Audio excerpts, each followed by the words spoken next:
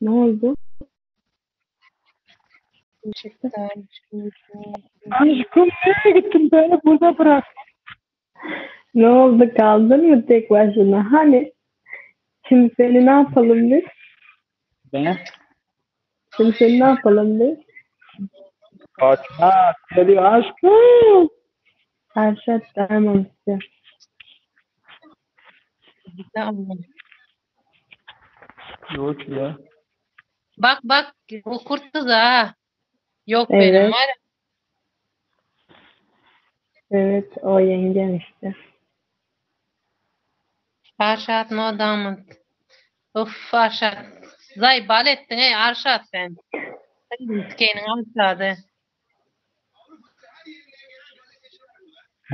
Şimdi aşkım bana kulum atıyor. Hazır. Taraflı bir Arşat. Yenge kahvemi bir iki yaptın mı yoksa? Şimdi bu. Sus diyor. Ay. Bu da kaşınıyordu bakalım. Bugün Evet, ben Ben aşkımı arıyorum. Bir uzak atsın bana. aynen Erşat thank you. Kızlar olsun.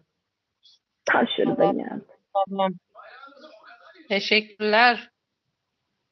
Kurt kızı. Başka ne oluyor? Boş ver. Ne het ni. Nereye gittin? Hemen bir konum at. Hazır kızlar olsun. Hemen gelirim. Hı Evde. hı. Yaşlı başlısınız sizi azarı kızlar ne yapsın? Ben gidiyorum.